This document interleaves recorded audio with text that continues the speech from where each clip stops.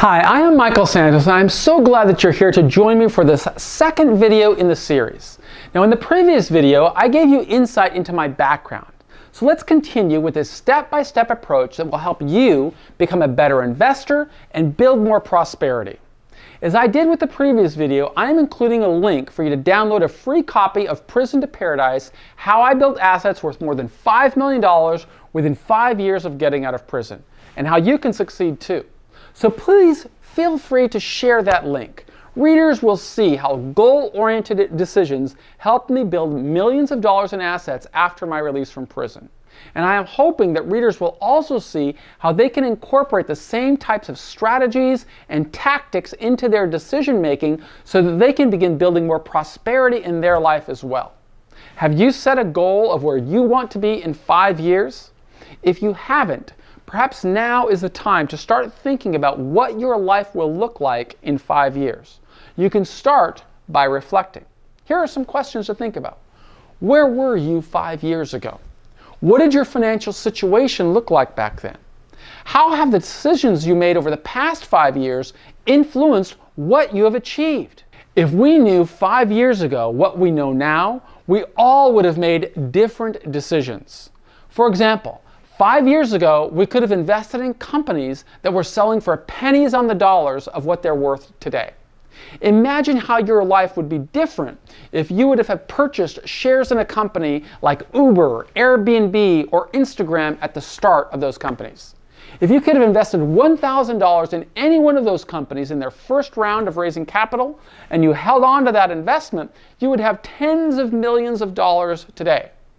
In the summer of 2010, you could have purchased a Bitcoin for less than 10 cents. For $1,000, you could have purchased more than 10,000 Bitcoins. And at today's price, that $1,000 investment would be worth more than $60 million. That's the power of getting in early. Now, none of us can turn back the clock and make retroactive decisions.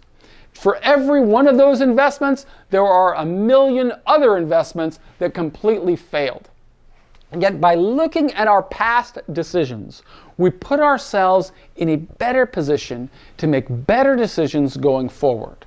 Now, this isn't a course about overnight riches or making tens of millions of dollars through speculation. But it's really important to see how our decisions today influence the years ahead. At the earliest stage of my prison journey, I learned to accept the bad decisions I made when I was 20 put me in a predicament that would require me to spend decades in prison. I also accepted that I could start to make better decisions at any time. If I made better decisions, I could make amends with society and begin sowing seeds for a better life. Had I not learned how to think differently, I would have struggled through a series of cascading failures that would have made life even more difficult. I chose to make better decisions, and as a result, I put myself on a pathway for success, just as I want others to get on a pathway for success. Because of lessons I learned while going through struggle, I felt confident when I got out of prison. When I set a goal, I didn't have any doubt that good critical thinking skills and discipline would lead me to success. Similarly, I am convinced that if you make the right decisions today, you will profit. The difficult question that we all have to answer is, what is the right decision? I'd like to show you how I made decisions. I knew that I wanted to build $1 million in assets within 5 years of finishing my sentence. Since I was already 49, I didn't want to speculate in high-risk ventures like cryptocurrencies, even though hindsight shows that early investments in those ventures could have led to significant wealth. Neither did I want to invest in startup companies. With the limited amount of resources that I had available and my age, I had to think strategically about my options. As I saw it, I had a few options that would put me on the path to success. Number one, I could get a job, live frugally, and save. But I was 49 years old when I got out of prison. Since I'd been in prison for 26 years, it didn't seem likely that I could find a job that would allow me to earn a sufficient income. There wasn't any job I could find that would open earning potential for me to save in meaningful ways. After paying taxes and living expenses, there wouldn't be much of anything left over. Although I needed a job, earnings from a job alone were not going to lead me to success, at least not as I define success. 2, I could start a business. Although I studied extensively when I served my prison term, I knew that I lacked practical experience. The world had changed since 1987 when I was locked in a cell. Back then, the internet didn't exist. I was in prison at the start of the digital revolution. Until I got out of prison, I had never sent an email. I'd never watched a YouTube video. I'd never used a smartphone. Being so far behind, I knew that I had a lot to learn. Starting a business didn't seem like a prudent pathway to success. So 2 was out. The third option would be to begin my career as an investor. Now, to succeed as an investor required some knowledge of business. Whereas I would need practical knowledge to start and run a business successfully, to invest, I would only need theoretical knowledge about how businesses operate and how we value businesses. Fortunately, I had time to study business while I was in prison. And the knowledge I gained by studying businesses and the stock market, it gave me more confidence to begin my career as an investor. Now, ultimately, I chose to start my career as an investor. Had I not studied business, I would not have been in a position to understand the power of investing and appreciating assets. And that is the reason the next step in this lesson that I'm offering is to teach what I know about business. By understanding how to start a business, how to raise capital for a business, how a business operates, how businesses grow in value, we can learn more about risks and rewards. The more we know about risks and rewards, the better we position ourselves to make profitable investment decisions. Now, as I wrote in Prison to Paradise, my lack of an employment history gave me inherent weaknesses. When I concluded my sentence, I didn't have any work experience to start a company that would scale rapidly. I didn't have any experience with technology or with organizing teams of employees. The only business I would have felt qualified to run would have been something like a hot dog stand. And that's why I'm going to use a hot dog stand as a sample business to teach lessons. In bite-sized pieces, we're going to get a better understanding of how a business works, how a business generates a profit, how to raise capital to start a company, how to assess a business investment, how to cash out of a business, how to measure the risks and rewards of starting a business. So how would I go about starting a hot dog stand? Well, first, I'd need to find working capital. What is working capital? Well, it's money. I'd need money to get started. Since I just got out of prison, I didn't have any money to start a business. But I didn't have any credit either. Out here in society, I learned that borrowing money from a traditional source required credit. Traditional lenders, like banks, rely upon a credit score that comes from 3 reporting agencies. Those 3 credit reporting agencies provide a score that helps lenders understand a person's credit worthiness. Those credit scores go from a low of a few hundred points in most cases to a high of about 800 points. Lenders assess a person's credit worthiness among other factors when deciding whether to lend a person money. Now, I'll offer a separate video that covers credit in detail. But in my case, credit was really a problem. Since I'd been in prison for a quarter century, I didn't exist in the credit world. In fact, when I got out of prison, I had a 000 credit score. So banks were not going to lend money for me to start my hot dog stand. Instead, I needed to think creatively about raising capital. I would need to raise capital through an unconventional source, such as borrowing money from individuals, which is taking on debt, or finding investors to join the venture, which is equity. Now let's discuss how we raise capital through both debt and equity. I'll start with equity. How would I go about raising capital finding an investor? Well, first, I would need to create an entity that would make it possible for an investor to buy a piece of my company. Second, I would need to craft a story to persuade an investor on the reasons why I thought a hot dog stand would be a great business to launch. Starting a business requires us to think about structure. We can structure a business in many different ways.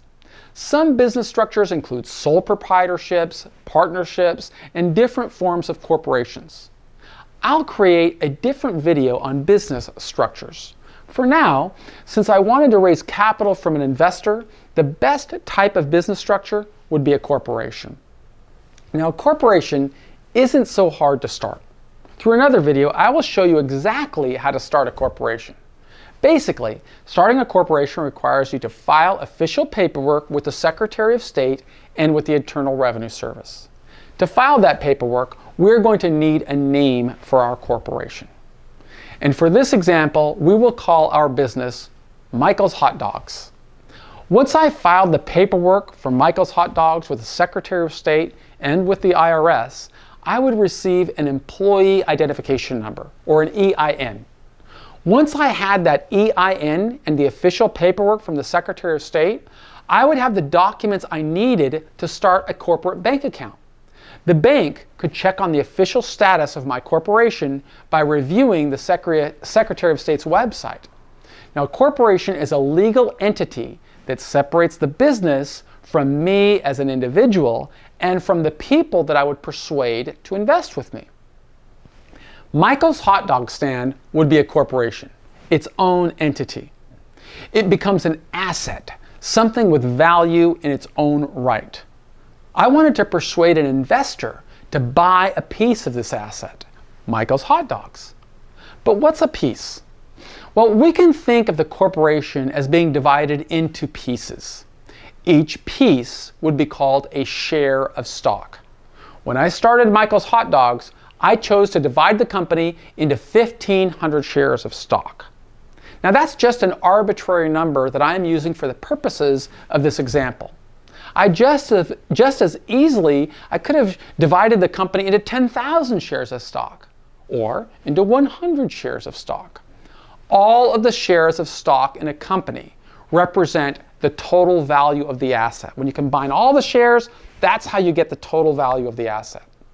Now, it doesn't matter what I say the asset is worth. An asset is only worth what the next person or the market would be willing to pay for the asset.